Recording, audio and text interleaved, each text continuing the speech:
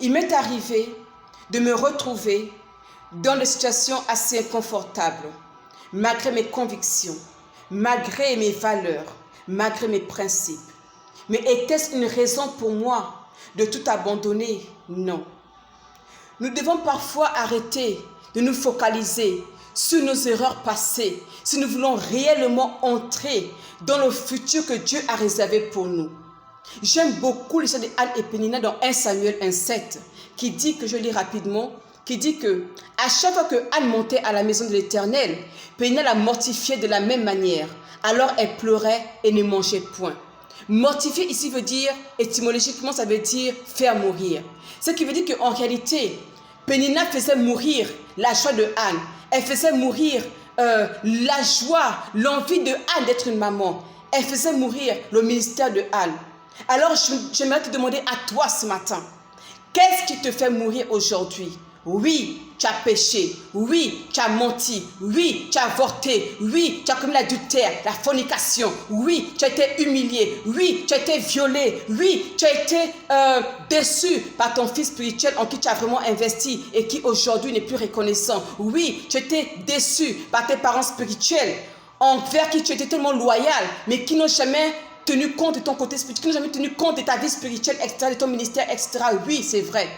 Mais ne peux-tu pas utiliser cela comme étant un témoignage afin de pouvoir aider d'autres personnes?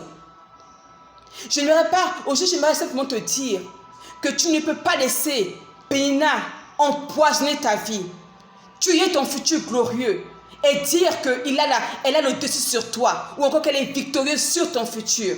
J'aimerais ce matin que tu puisses stopper cette Pénina et que tu te lèves pour pouvoir enfanter, pas n'importe qui. Parce que Anne n'a pas seulement enfanté un enfant, mais Anne a enfanté le premier représentant prophétique sacerdotale en Israël, auprès d'Israël. Et j'aimerais te dire ce matin que ton miracle dépend d'abord de ton attitude. Ton futur dépend de ton attitude actuelle. Lève-toi ce matin et enterre ces mortifications de Pénina. Enterre le regard que les gens ont envers toi. Certes, tu as péché avec certaines personnes. Certes, tu as péché envers certaines personnes. Tu as demandé pardon. Il y a le regard des autres. Mais tu ne pourras rien faire s'il ne veut pas t'accorder ce pardon.